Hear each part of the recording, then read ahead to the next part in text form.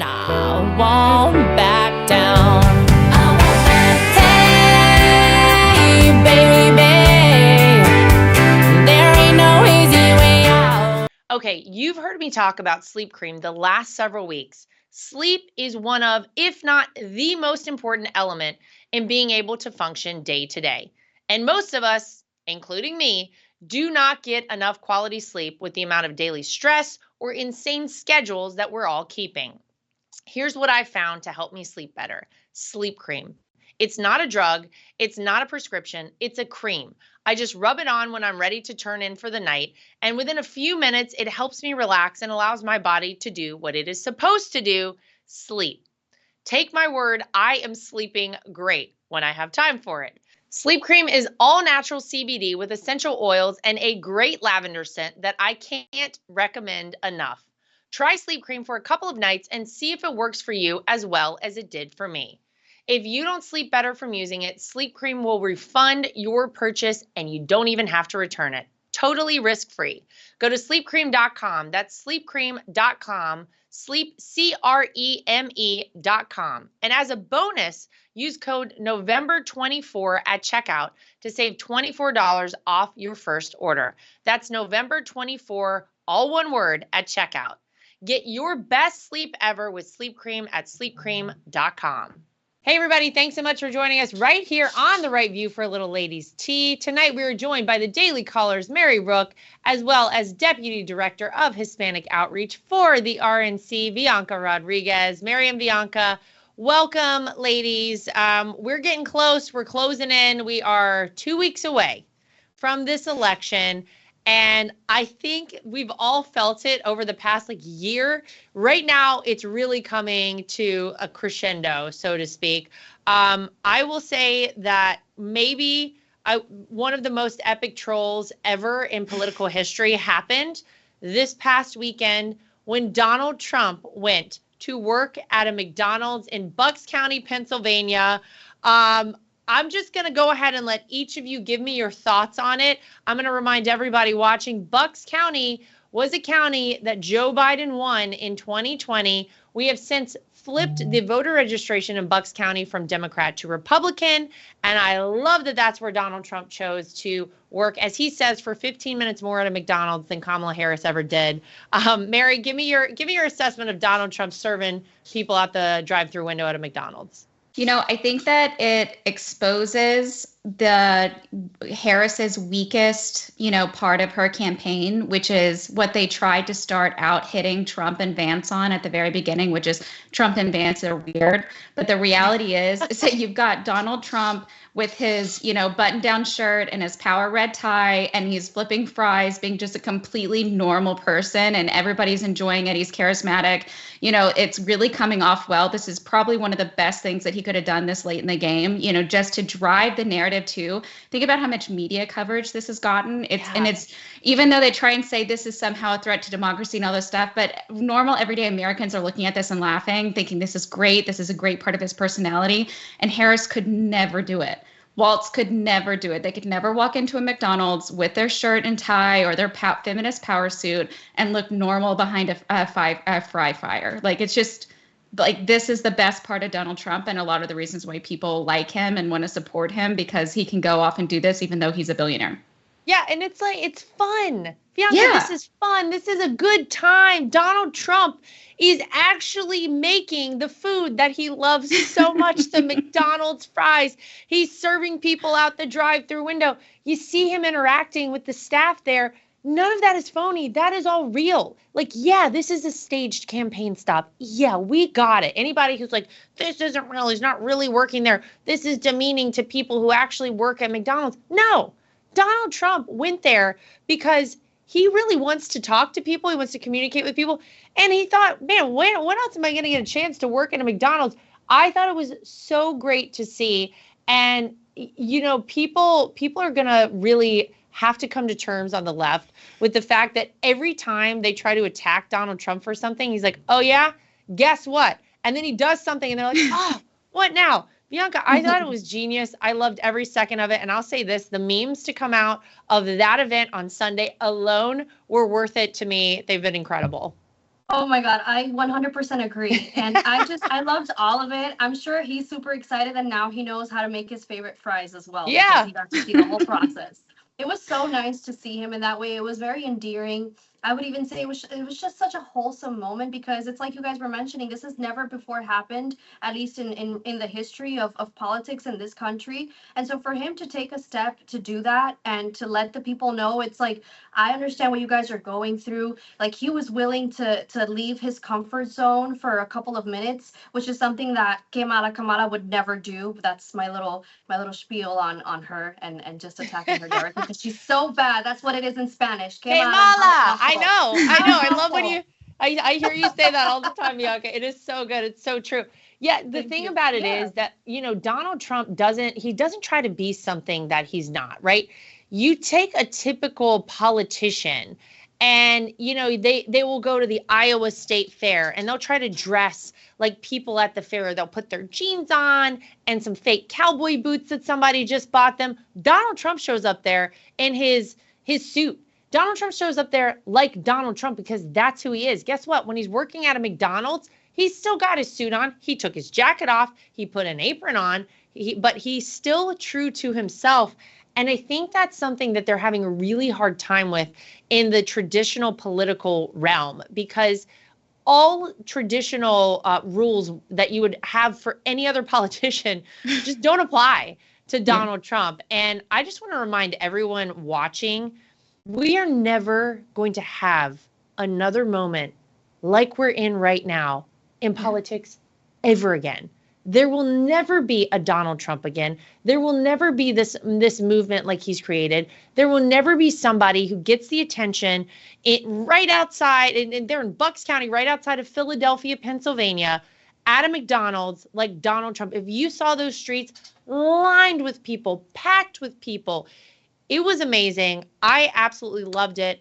And then I'll say maybe my second favorite troll of last week of Donald Trump's, Mary, was the Al Smith dinner. Oh. I got to go there. I was very honored to have been able to attend, sitting there in the audience. And I was really shocked that Kamala Harris not only chose not to go, which we hear, I guess, from what a lot of people are saying out there online, she really ripped into whoever it was on her team who told her not to go. Somebody said, Kamala, you can't do this. You don't have the ability to go there. You can't interact with people. And you can't go up on stage and tell some pre-written jokes for you. I don't know why, but I was shocked she didn't go. But then I was really shocked when we were there at the dinner that she sent in a video, and I was ready for her to at least tell some self-deprecating jokes, tell some jokes about Donald Trump, tell some jokes in general, and just kind of make it a more comfortable time. But she didn't do that. She literally couldn't even do the jokes herself. So she got Molly Shannon of Saturday Night Live to come in and do her shtick for her because she couldn't actually do it herself. And I got to be honest, the reaction from the room in there was not positive. And again, middle of Manhattan, very blue area. You could have heard a pin drop when all of that was going on. People were kind of like, that's not great. Were you surprised that she not only phoned it in, but then had to get someone else to do the jokes for her, Mary? No, I mean, this is just kind of, what we've come to expect from her. When the teleprompter goes down, she starts divulging into this weird caricature of herself where she'll start laughing and rambling and doing something weird, and it's really off-putting. And then all of a sudden the teleprompter comes back on and she's like, anyways, this is what we're going to do, and then she starts going back into her speech again. And so she knows 32. Exactly. 32 days. 32 days. That was so uncomfortable. Sorry to interrupt you, but that to me, I was like, oh, she can't even make it up. She doesn't even know what she's talking about. Go ahead. Exactly. I'm sorry, Mary. No, that's exactly the point. And, one of my sisters had a friend that attended, and he would be definitely considered an independent voter, doesn't necessarily vote Democrat all the time or Republican all the time. And he said the same exact thing. He was like, it was so awkward as soon as the video ended. Thank God for Jim Gaffigan coming in and kind of saving the day on that, because you could hear a pin drop. Like you said, it was so awkward. And he said he felt like Trump was so funny. And he was like, because I live in New York, the media is obviously very biased towards him. You don't like always get to see this side of him where he's like super funny and just really charismatic and personable to everybody. And so to be able to see it live and in person, he was like, this was really one of the best places for him to be. And I think that it speaks to the fact that her staff have no faith in her. They knew she would bomb. Could you imagine what it would have been like, even with pre-written jokes, standing on that podium, either going before or after Trump? She would have been annihilated. Like, she would have taken herself out of the race by going. But I think by not going, it speaks to how badly her staff think of her.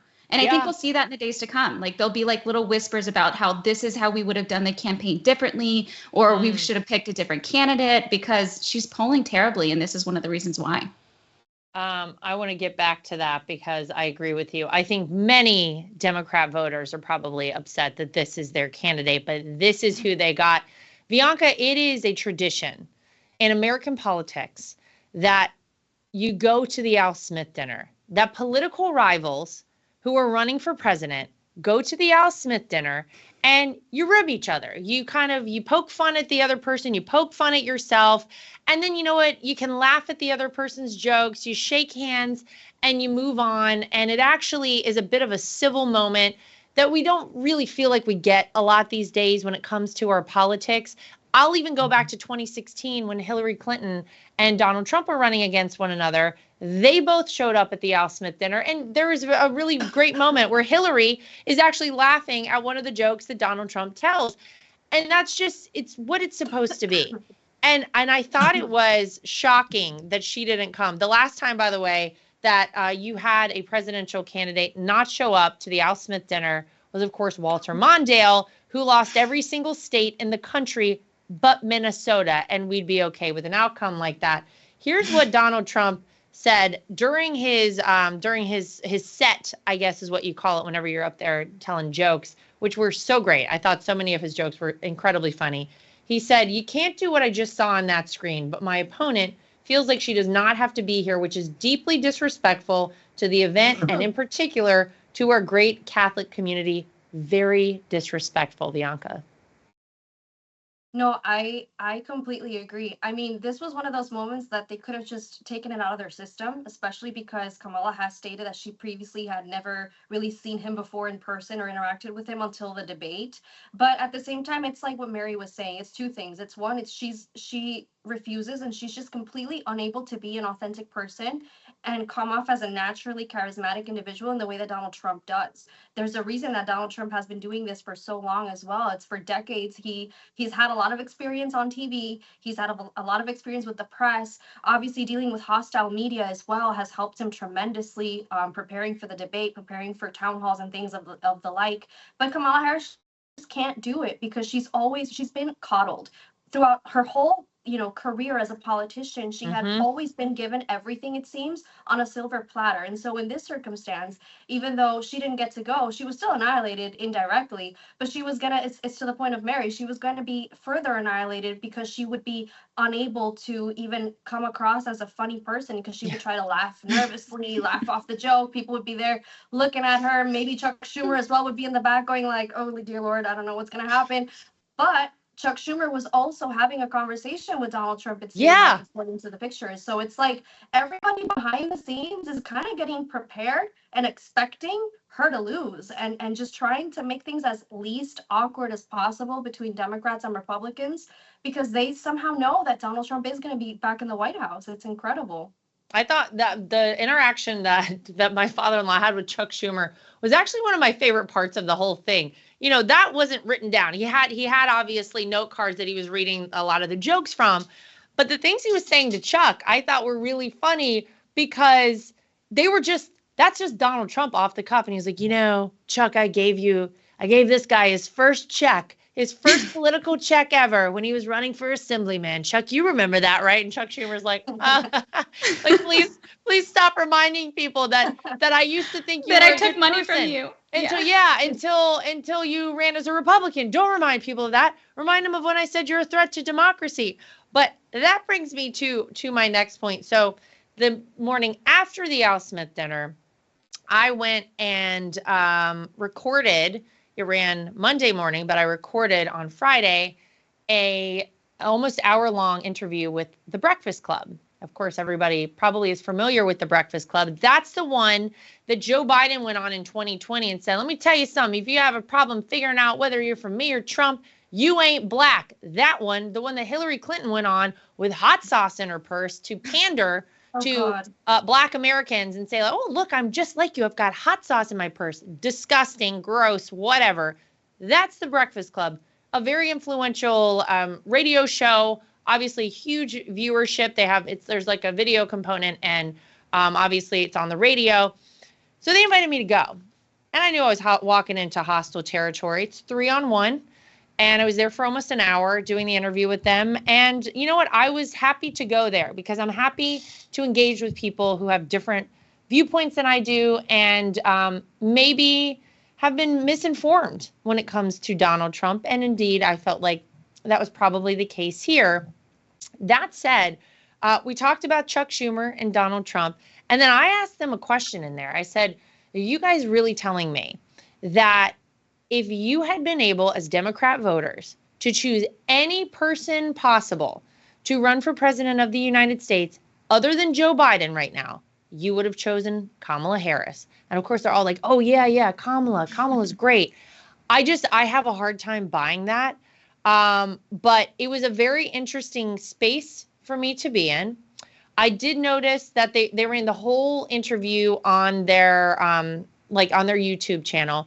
But Charlemagne, when he posted the clips he did a little compilation of them on Instagram, failed to post my full answers on things, which I was slightly, Charlemagne, disappointed with. But I often wonder, whether or not Kamala Harris could have withstood almost an hour-long interview like that with 3-on-1. We did see her last week, guys, with Bret Baier. We saw her finally come on Fox News.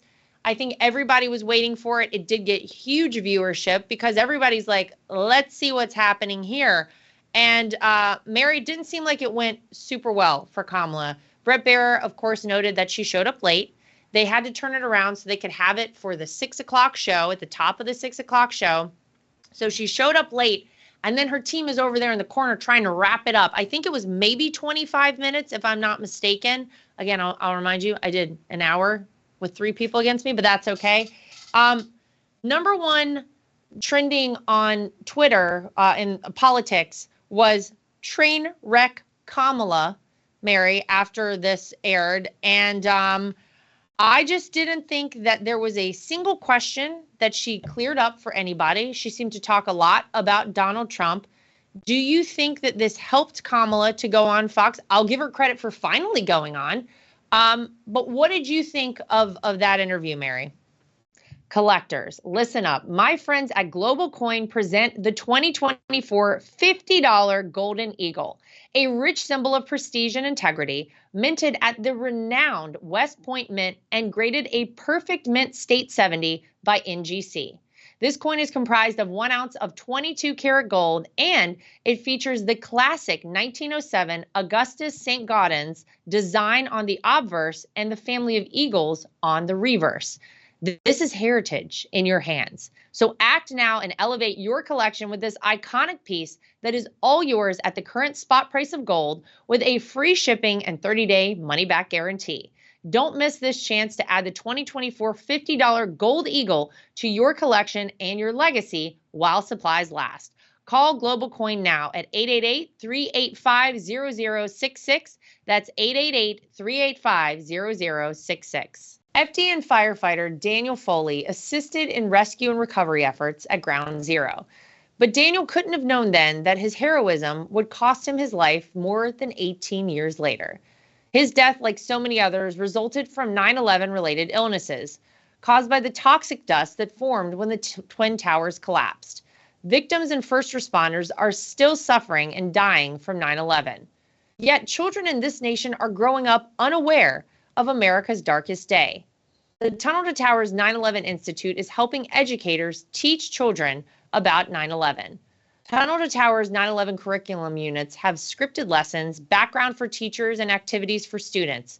They're based on first-person accounts and designed to meet many academic standards. The 9/11 Institute offers the Discovering Heroes book series, a speakers bureau, a mobile exhibit with 9/11 artifacts, and memorial scholarships for the children of the foundation's program recipients. Help our nation keep its promise to never forget. Donate $11 a month to Tunnel to Towers at t2t.org. That's the number 2, t.org. I think if you're an independent voter and you're tuning into something like that and you have no idea the history behind Brett Baer or anything like that when it comes to the Trump campaign or just conservative politics in general, you're looking at that and you're saying exactly what you just said. I don't think this cleared up anything. Yeah. As far as what I'm most worried about.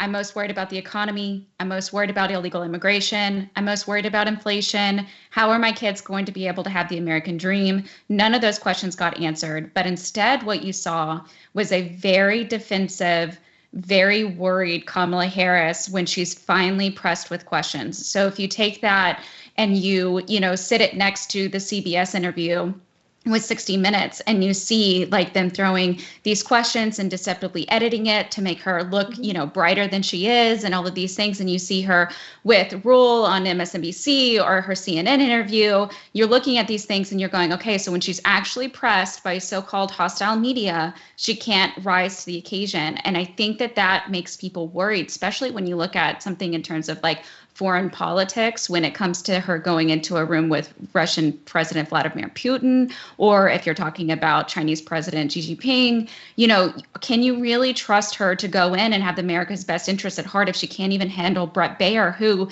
if you don't even know, has never liked Trump, has never wanted to promote him, has never wanted to do anything kind for him. So he wasn't going in there thinking, oh, this will be really great for the Trump campaign. He was thinking, I have one shot to interview the vice president, and I know for a fact our Fox viewers are going to turn off our channel for the final time if I go in and throw her a softball interview. So I better go and do a good job. And nothing smells more like defeat than having your vapid staff in the background going, we're done, we're done. You've got to stop. She can't take another hit. And she's knocked out. God. Take her out. I mean, imagine it was Sean Hannity who had done that interview, Vianca. She wouldn't have lasted 2 minutes in that one. That would have been, it was just done. She is lucky she got Brett, but I thought he did a good job, to be honest with you.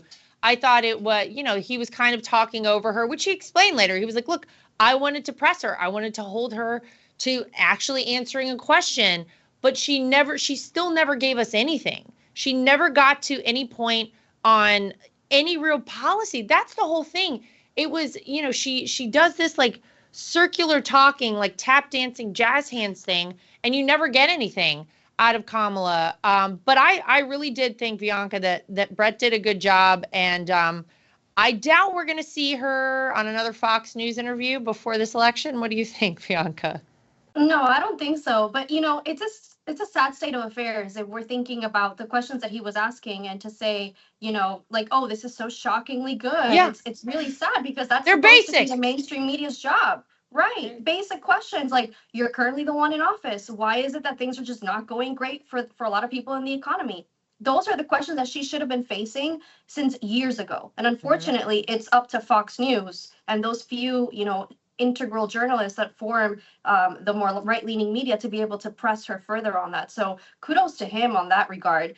But at the same time, it's such a slap in the face as well. Like you were saying, she was tap dancing around the questions. She wasn't really directly answering anything. She kept blaming Donald Trump in those almost 30 minutes that she had in that interview. It was pure anti-Trump spooing. And it's so disgusting because it's also scary because this is the person that's supposed to be eventually the president of this country. If she's unable to answer basic questions like that and lie and dance around them, how do we expect her to be capable of running this country and protecting us from the harm that are posing these different individuals in countries like Russia and China that are literally out to get us and to end democracy in this country as we know it? And so it's just really, really, concerning. But at the same time, it's great that she's doing these interviews because every time she goes on an interview, even if it's with more friendly media, she still is proving to a lot of people and a lot of independent voters that she's simply incapable. If she's incapable of answering questions,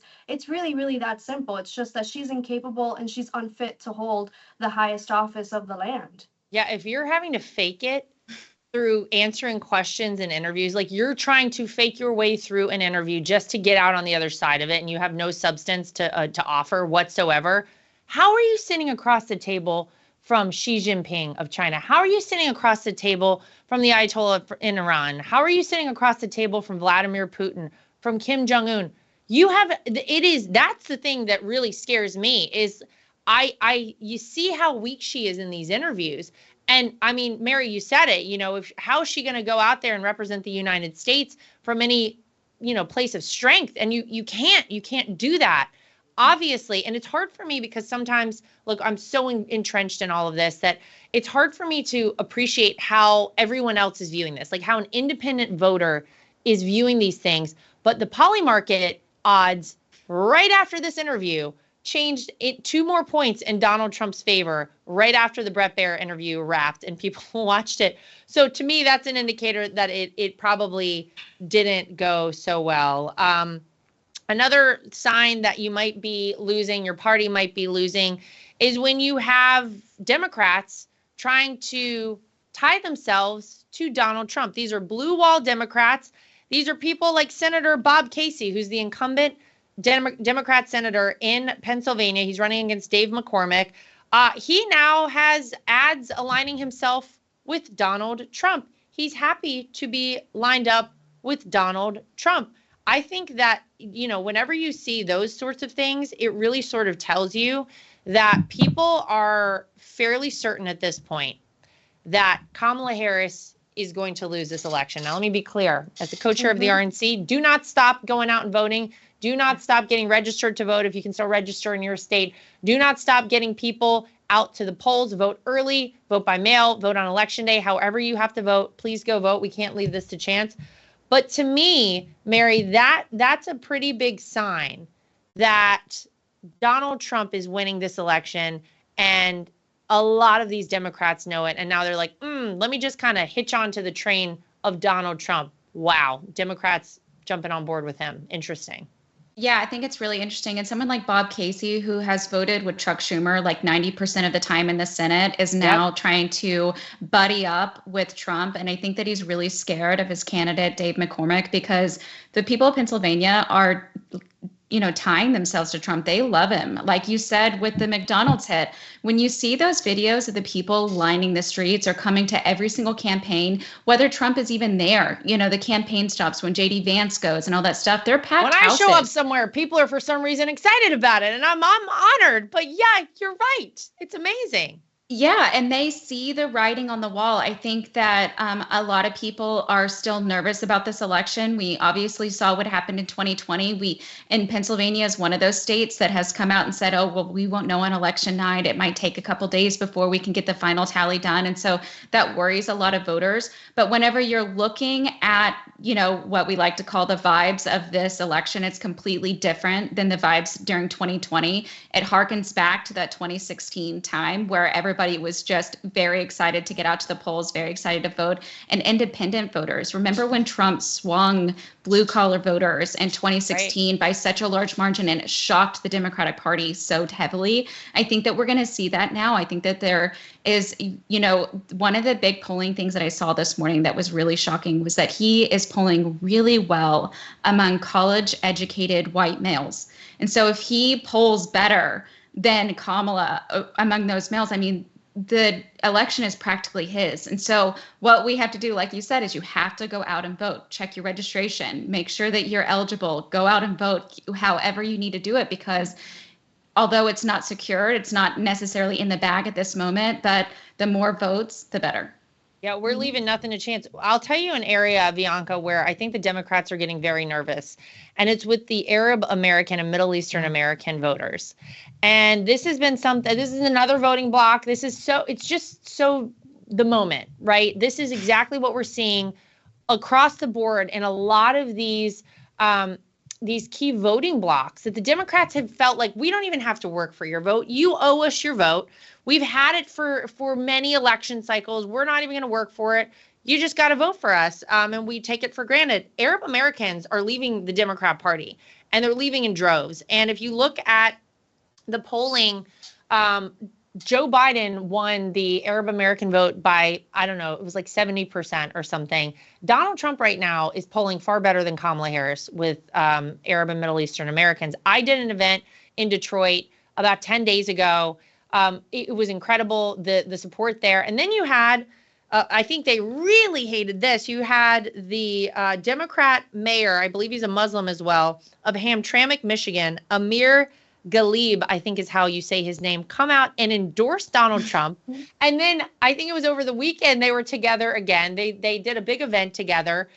It's really interesting to hear. But a lot of these people say, well, listen, I just voted Democrat forever because that's what I was told to do. But they're starting to actually look at policy. They're starting to actually look at what it means to be a conservative voter in the United States. And what they're realizing is a lot of the things that matter to them are also things that matter to conservatives. And they're like, wait a minute, our values align a lot more than I was previously told. And they see things like Kamala Harris not being able to answer questions about paying for sex change operations for prisoners, for example, in the Brett Baier interview. And they're like, that doesn't really vibe with me. That's not going to work out. That to me could be a disaster for Kamala Harris in 2 states, in Michigan and in Minnesota.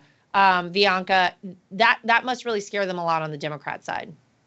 Of course it does. But at the same time, it's like I was mentioning earlier, with Chuck Schumer getting closer in public and actually allowing people to photograph him speaking to Donald Trump. It's because at this point, they're desperate. They're noticing that even, despite replacing Joe Biden with Kamala Harris, they don't have anyone better for their side. And at the same time, not only do they not have anyone better, but their policies are just not working.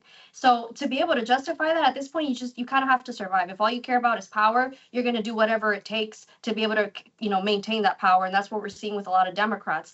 But at the same time, this is actually a very similar trend, like you're mentioning, with the Arab majority population leaning more towards Donald Trump. It's the same exact thing with Latino voters. Right. It's because for so long, for decades, these minority groups have been taken for granted. With promises that they're going to get more rights, that they're going to live in a better, they're going to have a better cost of living, whatever it is.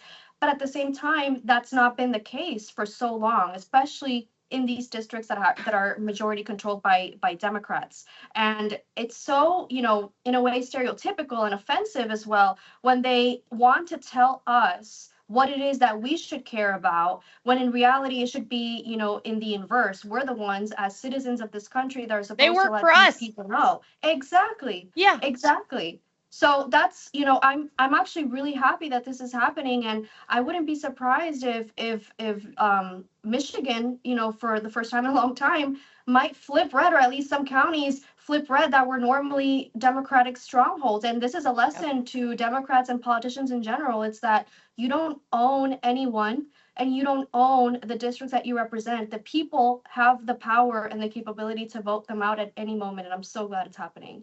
Power to the people. I love that. All right, before we go, and we're going to do this really quickly, there's been a lot in terms of talking points from the left, and you even saw it with David Muir trying to fact check Donald Trump on that debate stage, if you remember, about crime stats. This has happened to me in several rather hostile interviews where they say, oh, no, the FBI has reported that crime is actually down. Well, they quietly, Mary, came out and revised their 2022 crime statistics to show that instead of the 2.1% decrease in crime that the whole team over in the Harris camp has been touting as, oh, look, the crime is down.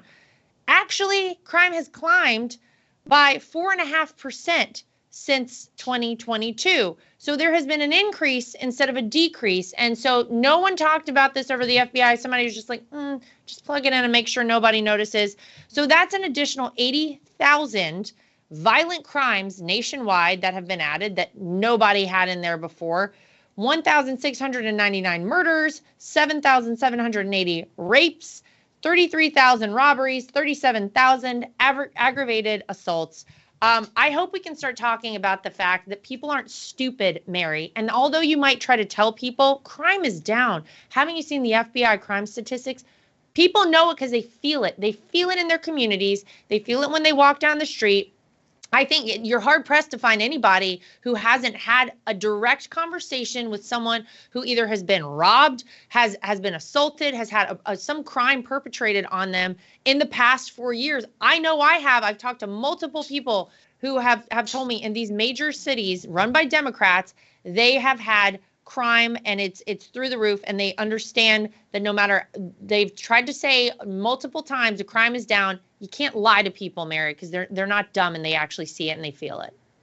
Yeah, I wrote a piece about this for the Daily Caller last week, and my commentary on it is this is just yet another example of don't believe your lying eyes. Right. I mean, ask all of the mothers, with that great town hall that Trump did for Fox where they had the women on there. And what did, 3 or 4 of the women stand up and say? Our children should have the right to be able to walk in the street, to be able to go play basketball, to be able to go and take, a cross country run and do all of these things and feel safe while they're doing it. How are we going to protect our kids from this rising crime? The FBI didn't even have to come out and replace these stats for us to know that crime was bad. Everybody knows it. They feel it. We see it in every local, news station coming out and saying, oh, another elderly person got pushed onto the train. This person got robbed. There's another woman that got raped. I mean, it's tragic and it's horrible. In Texas, we're getting alerts practically daily about kids getting kidnapped. We're getting alerts about, silver alerts and all of these things. And when you're an American citizen and you're not dumb and you're sitting there and you're going, no, actually, there is rising crime, and the FBI comes out and does something like that, and they do it quietly. I read the report. It was on the 3rd page, and it wasn't even listed in the report. It was a footnote at the bottom of the 3rd page that was like, this report has been updated. And it didn't even speak to the fact that they increased the number or actually this percentage is this much as opposed to this much. Nothing. It just says, this report about 2022 has now been updated. And it's like, how little they think of the American people, how little they actually care about our safety to allow these people to come into our country in mass droves. And I think that this is what radicalizes mothers more than abortion, more than anything else. It's the safety of their children and how they're going to go and live the American dream without being kidnapped, raped, murdered. I imagine, Vianca, the reason that they didn't want to put this out is a lot of those, to get back to the voting blocks, because that's how the Democrats are looking at people. Oh, this block, they're going to vote for us. They're going to vote for us. We've got that locked up, not just as American citizens, not as, as human beings, but voting blocks. A lot of the people in these voting blocks that they're relying on to go out and vote for them are the ones that are most heavily impacted by the rise in crime. These are people in inner cities. These are people in low-income housing. These are people who the Democrats make promises to every 4 years and then fail, of course, every single time. And these are the same people who are seeing that instead of prioritizing American citizens, whether we're talking about ravaged by the hurricane or just, day-to-day life, they're prioritizing illegal immigrants, people who are breaking our law to come to this country.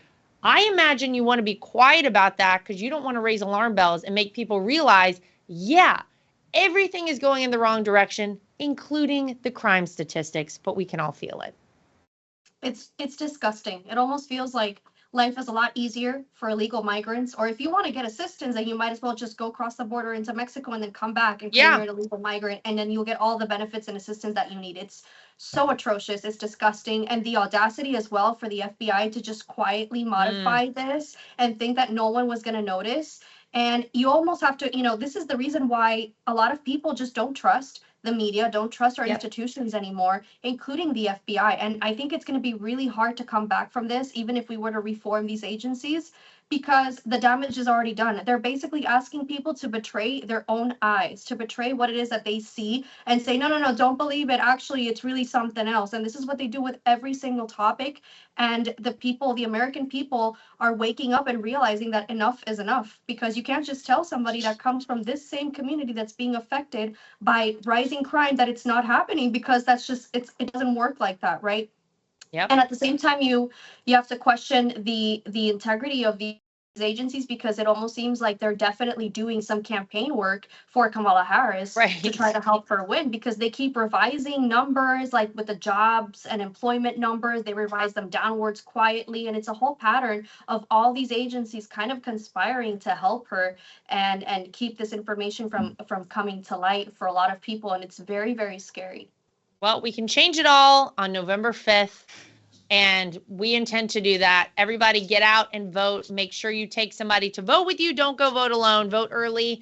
And let's win this big league, as Donald Trump likes to say. Mary and Vianca, thank you both for joining us here on The Right View. To everybody at home, as always, make sure you like, subscribe, share, and follow. And we will see you back here next time for more of The Right View. And I won't back down. Hey, baby, there ain't no easy way out. Nothing is worse than being on a phone call that drops. Nothing is worse than trying to text someone and you can't reach them because your phone is out of service range. And nothing is worse than supporting these major corporations and companies who don't support us. That is why I love Patriot Mobile. They are America's only Christian conservative wireless network. They use every cell tower out there available to all networks so that they have the greatest 4G and 5G coverage nationwide, and they support the causes that are important to us as conservatives. If you go today to patriotmobile.com/Lara Trump and use the promo code Trump, you will get free activation today. Again, that is patriotmobile.com/Lara Trump. The promo code is Trump for free activation so that you can get a great cell plan and feel good about doing it.